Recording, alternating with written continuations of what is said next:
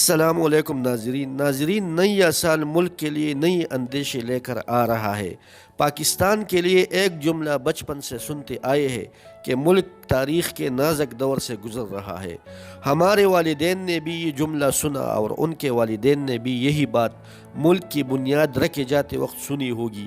آج کے دن اگر ملک کی صورتحال کا ذکر ہو تو یہی کہنے کا دل چاہتا ہے کہ واقعی آنے والا سال کئی نئے اندیشے لے کر آیا ہے۔ سب سے پہلا اندیشہ معاشی ہے۔ کوئی دن نہیں جاتا کہ ڈیفالٹ اور دیوالیہ ہونے کا تذکرہ نہ ہو۔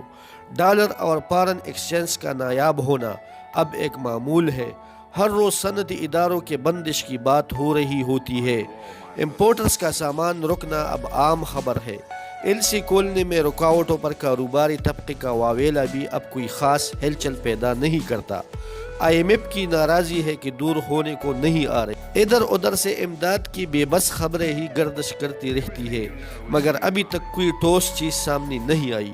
ناظرین، معیشت کی غیر یقینی صورتحال نے صرف کاروباری طبقے کا ہی اعتماد متزلزل نہیں کیا، بلکہ اچھے بھلے پڑھے لکھے لوگ بھی اب ملک سے باہر کی طرف آپشن ڈھونڈ رہے ہیں۔ اندیشہ ہے کہ بگڑتی ہوئی معاشی صورتحال قابو سے ہی باہر نہ ہو جائے۔ ناظرین، معاشی صورتحال اگر دگرگو ہے تو سیاسی صورتحال کی ہنگامہ خیزی بھی کم نہیں۔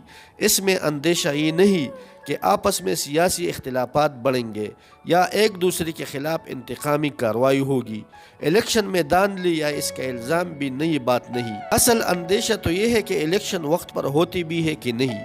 کوئی دن نہیں جاتا کہ ٹیکنوکریٹ حکومت کا شوشہ سامنے نہ آئے۔ ٹیکنوکریٹس کا تو شوشہ شاید کچھ طبقات کی خواہش ہی رہی، مگر اگر کسی بہانے سے الیکشن میں تاخیر ہوئی تو یہ پاکستان کی سیاسی تاریخ میں بھی ایک نئی سطح کا ناخوشگوار تجربہ ہوگا۔ ناظرین، اس طرح کے قدم کا ملک کے ووٹرز خصوصاً نوجوان پر اثر مایوس ترین ہوگا۔ ملک کی سیاست میں نئی تلخی پیدا ہوگی اور ایک ایسی روایت پڑے گی جس کی اثرات ایک عرصے تک ختم نہیں ہوں گے۔ معاشی اور سیاسی اندیشے تو ایک طرف رہے، مگر سیکیورٹی اور سلامتی کو لاحق خطرات ملک کے لیے ایک اور سنگین اندیشہ ہے۔ نئے سال کے ساتھ ہی ملک میں دہشت گردی کی لہر دارالحکومت تک پہنچ چکی ہے۔ پارلیمنٹ کی سیکیورٹی سخت کر دی گئی ہے۔ نئے سال کے آغاز پر عوامی مقامات پر پابندی لگائی گئی ہے۔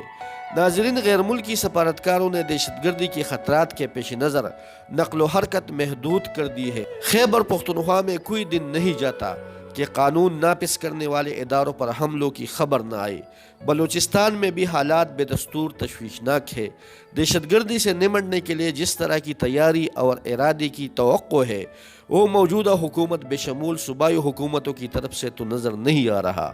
معاشی، سیاسی اور سیکیورٹی تینوں اطراف سے نیا سال نئی اندیشے لے کر آیا ہے۔ مزید اندیشہ یہ ہے کہ ملک اور اس کی لیڈرشپ میں جس طرح کا اتفاق اور جس طرح کی قوت فیصلہ نظر آنی چاہیے وہ فی الحال نظر نہیں آ رہی۔ اس میں اصل چیلنج یہ ہے کہ پہل کس طرف سے ہو۔ ناظرین، اس وقت اگر ملک کی قیادت اپنی توانائیاں ایک دوسرے کو نیچا دکھانے میں صرف کرے گی تو ان اندیشوں کو کمی کی بجائے تقویت ہی ملے گی۔